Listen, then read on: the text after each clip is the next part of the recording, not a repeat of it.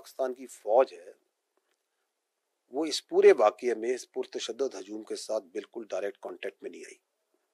जो सियासी क़यादत थी इस इंतशारी हजूम के, उसके मुसल्लह गार्ड्स और इन एहतजाजियों में जो कुछ लोग जो आतिशी असले के साथ थे उन्होंने यकीनन फायरिंग की।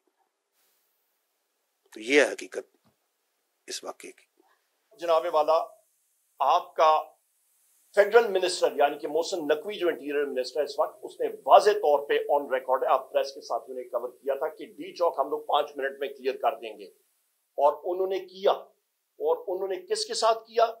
उन्होंने अमेरिकन और बरतानिया के जो हथियार दिए गए थे पाकिस्तान को 9/11 के बाद दहशतगर्दी की जंग में, उन राइफल्स को जिसपे आपकी M60 light machine gun 7.62 into 51 millimetre जो rate of fire 850 bullets per minute है, विद नाइट साइट्स आपकी Remington 700 7.62 into 51 millimetre, sniper rifle with night sights आपकी आर्टिक 7.62 into 51 मिलीमीटर, ये कैलिबर है इसका विद नाइट साइट्स। ये बरतानिया की राइफल है स्नाइपर राइफल। ये वो राइफल्स हैं जो इस्तेमाल की गई हैं।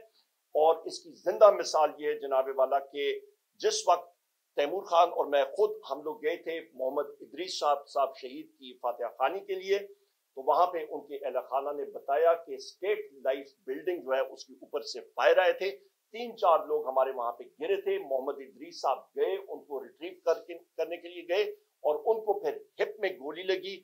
और वो गोली, ये गोलियां मैं ये भी बता दूं कि ये 7.62 into 51 मिलीमीटर की गोली, इसकी स्पीड तकरीबन जनाबे वाला आपकी होती है आपकी 1 किलोमीटर से ज्यादा इसकी रेंज होती है, और ये तकरीबन 2400 फीट पर सेकंड इसकी स्पीड होती है। और इस गोली को चलाया गया था तकरीबन 150 गज पे। तो जो रेंज 1000 मीटर की है वो आप 150 मीटर पे चलाएं तो उसकी इंपैक्ट और ताकत क्या होती है, उसका फिर इफेक्ट क्या हुआ कि मोहम्मद इदरीस साहब को जो हिप में गोली लगी थी उसने उसका ब्लैडर, उसका इंटेस्टाइन परफोरेट कर दिया था, उनको डैमेज हुआ था, वो सर्जरी उनकी हुई, पर वो उन सर्जरी की जख्मों की ताब ना ला सके और वो शहीद हुए। इसी तरह मेरे अपने हलके में एक हमारा साथी इमरान अब्बासी साहब, उनको कंधे में राइट साइड पे गोली लगी थी और नीचे पेट से निकली थी। आप खुद लगाएं उस गोली की ताकत कितनी थी।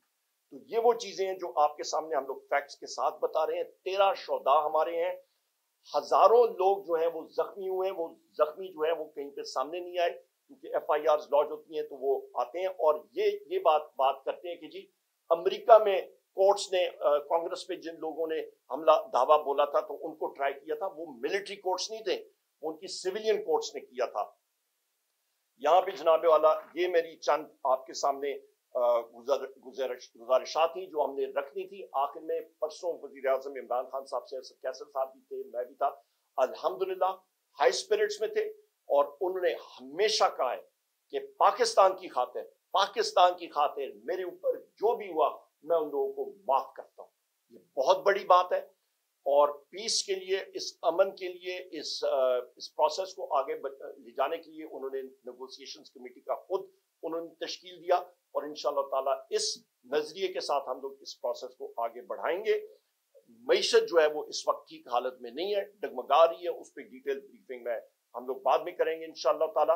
और कोई चीजें होंगी तो वो सामने रख लेंगे। और आखिर में एक बात जरूर मैं कहूँ कि 26 नवंबर खवातीन व हज़रात पीसफुल प्रोटेस्ट था, आप सब लोग वहां पे मौजूद थे, पीसफुल पुरअमन मुजाहरा था, यहाँ पे कुछ नहीं हुआ।